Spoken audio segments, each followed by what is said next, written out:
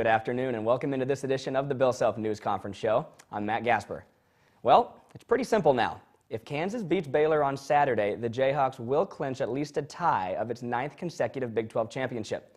The Hawks are currently tied with in-state rival Kansas State for first in the conference with a 14-3 overall record. We'll get into the more detail on the conference race a little bit later on. But first, the Jayhawks have been playing basketball at a very high level over the past few weeks, and it's led Coach Bill Self to be in a good and optimistic mood heading into Saturday's regular season finale at Baylor. Like Kansas, K-State keeps doing what it has to down the stretch to control its own destiny. The Wildcats haven't lost since the Jayhawks beat them by 21 in Lawrence 6 games ago. They give themselves the best chance to have a great year because they've been able to find ways to win games where maybe it was a coin flip game. And you know, the win at Oklahoma was a big win. The win at West Virginia was a big win. The win at Baylor was a huge win. I mean, they've won some games. Of course, you could look at us saying we've won some games like that too, which we have. But all teams win games like that at the end of the season if in fact they've had good years, and they've certainly had an exceptional year. The Jayhawks' midseason hiccup, when they lost 3 straight to Oklahoma State, TCU, and Oklahoma, was alarming and concerning to most fans. But former Jayhawk Wayne Simeon knew exactly what this team was going through, and he was able to sit down with them and help turn things around. I remember Wayne talking to us before we came back out here again, and he said we lost 3 games too my senior year, and we pulled it away, and anything's possible. I think that gave us a lot of hope, and we knew that we would be all right if we just kept working hard. Since the losing streak of 3 games, the Jayhawks have been on a tear. They're 5-0 at home and are beating teams by an average of more than 27 points per game. And on the road, KU is 2-0 since that hiccup, beating 2 NCAA tournament-bound teams in hostile environments in overtime. There's been highs and there's been lows, but Coach Self thinks his team is hitting its stride at just the right time. But usually the teams that play the best in the postseason are teams that went through some crap during the season. It seems like it's always that way. And it toughens them and hardens them and that kind of stuff. And, you know, nobody likes going through the stuff, but there's only a certain point in time in the season when you become a team, and we've just become a team here in the last 3 or 4 weeks. So hopefully that'll bode well for us. But, you know, I've had some teams limp home, and we're tired and limping home, and we've had some teams that were fresh and you know, ascending at the right time, and I don't know that you can really plan it either way. But if I was going to pick the perfect scenario, I wouldn't have lost 3 in a row, but we need to get that crap out of our system in early February. So I don't know if it's a perfect scenario, but I think it's been good for us so far. We all know Elijah Johnson can score. We saw that when he put up a career-high 39 points to lead the Jayhawks out of Ames with a double overtime win against Iowa State. So how did he follow that up? Just back-to-back games with double-digit assists. In fact, Johnson set a new career high with 12 assists on Monday against Texas Tech and committed just 2 turnovers. He's been one of the best athletes on this team throughout his Kansas career. Well, you know, he was the best athlete around when he first got here, no question, and as bouncy an athlete as we'd probably recruited, maybe up until Ben, and then but he was a good player then too. I mean, he was our backup 2 and our backup 1 there, and had some great games for us. I think one game when Tyshawn was out, he had like 15 against Oklahoma State his sophomore year. So he's had some good moments. I've always liked Elijah. He's an unbelievably analytical guy that you may not get that from him if you don't know him. He's a deep thinker and really likes to rationalize everything in his head, and maybe too much sometimes, as opposed to just going and playing. Sometimes he may rationalize what the team needs as opposed to what we think it needs, you know, that kind of stuff. But he's been a treat to coach. I love being around him. He's pumping energy into our team right now, and that's something that is his responsibility, and I don't know if we've had a point guard do it any better than him, the way he's doing it right now. But Johnson wasn't the only one with a new career high on senior night. Center Jeff Withey took his first and made his first and only 3-point attempt as a Jayhawk. Withey joined Scott Pollard, who also made his only 3-point attempt during his senior night game back in 1997, as the only Jayhawks in Kansas history to shoot 100% from behind the arc in their respective careers. But that's assuming Withey doesn't take, or should I say miss, a 3 come tournament time. Throughout conference play, Jeff Withey has been one of the most consistent scorers on the Kansas roster. Withey has scored in double digits in 16 of the Hawks' 17 Big 12 games this season. He was just one block shy of his second career triple-double on Saturday against West Virginia. He finished with 14 points, 10 rebounds, 9 blocks, and just 1 foul. His 22 points on Monday night against Texas Tech were just 3 shy of his career high of 25, which he's accomplished twice, earlier this season against St. Louis and Kansas City, and last season at Baylor. If history repeats itself, Withey could be in for another big night in Waco. Okay, so Kansas or Kansas State? They both control their own destiny and are just 1 win shy of a conference championship. We'll break down all the scenarios when we come back. And a little later on, we'll lay out the Big 12 tournament, which is less than 1 week away. Stay with us.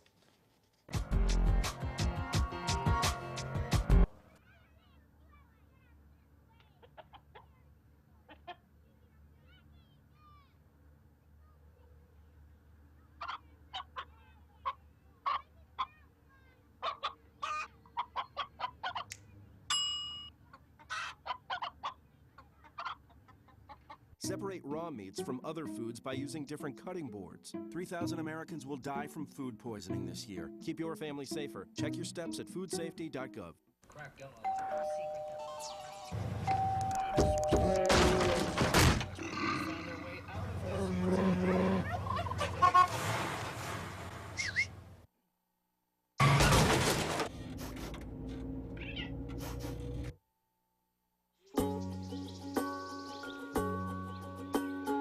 Getting closer to nature can get you closer to your family. Go to discovertheforest.org.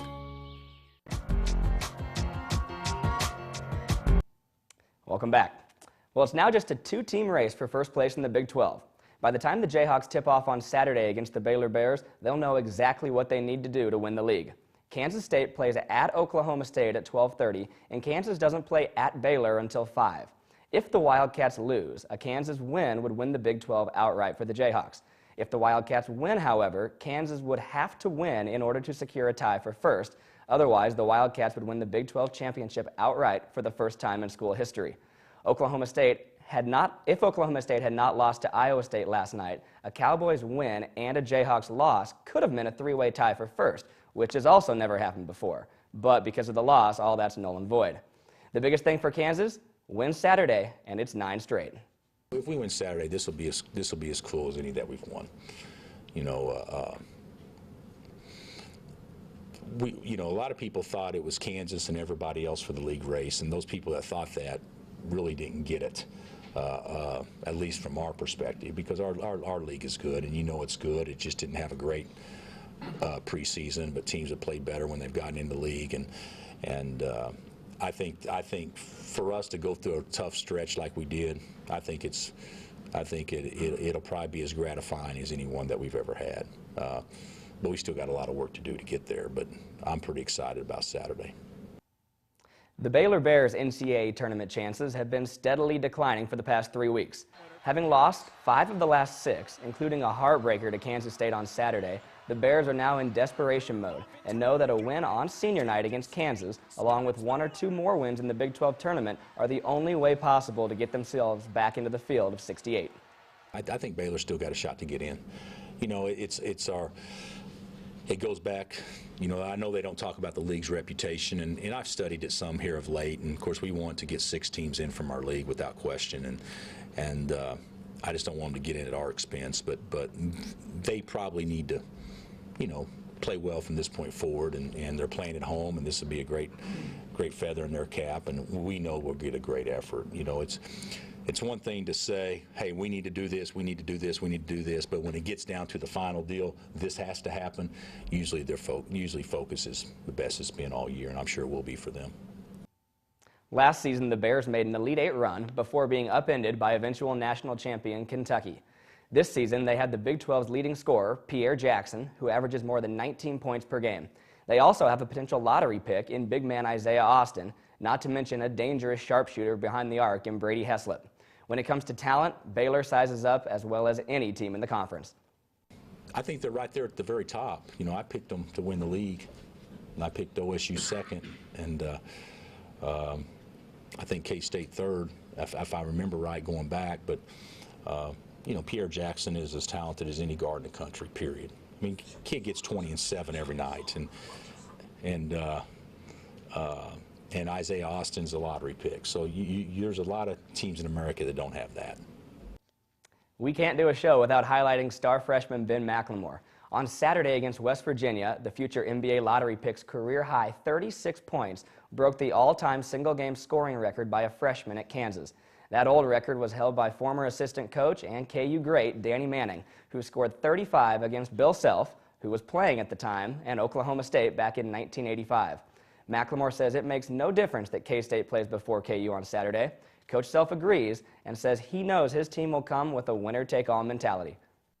I just want our guys to play with a free mind and play, they're going to play fired up and they're going to be excited and all those things, but I don't want them to burn any energy worrying about K-State. All we need to do is burn energy worrying about us and Baylor, and that's hard to do sometimes. You watch a game that's before you that definitely has implications on your season or whatnot, and it's hard not to get emotionally vested in a game like that. So if I was picking one of the two, I'd probably rather play the first game than the second game, but I don't think it makes much difference.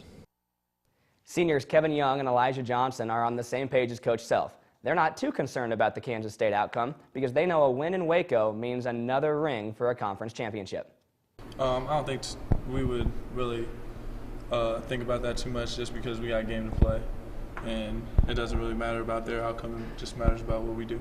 If we can learn from it, we'll watch it. If we can't, so be it. But right now we just try to focus on one thing at a time. If Coach feel like watching that game can benefit us for this game Saturday, then we will. Well, we know KU will be either a 1 or a 2 seed in Kansas City next week. We'll break down all the scenarios and tell you what times the Hawks could be playing on Thursday after the break. We'll be right back. Look, it is not as easy as you think being hot, young, and still single. Add that you have this annoying accent, and finding Mr. Right can be really tough.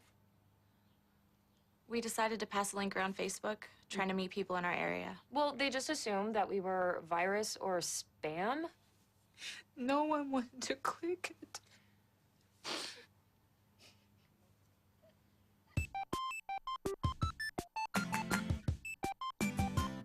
I don't know what's in second or third place in most people's lives, but I know what's in first, our children. Native American youth are the most at-risk population in this country. And that's why I created the Center for Native American Youth. We are working with tribes and families to improve the lives of Native American children, and most of all, promote hope. We focus on preventing teen suicide and shining a light on the challenges Native youth face. Please help us build better opportunities for Native American children. Visit our website.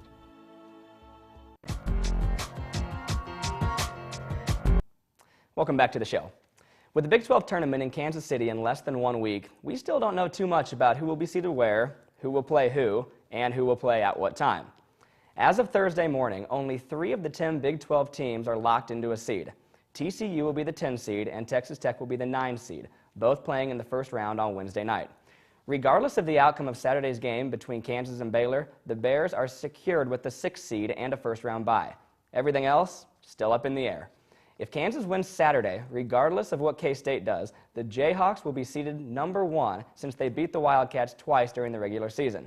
That game would be against the winner of the 8-9 matchup and would tip off at 2 p.m. on Thursday.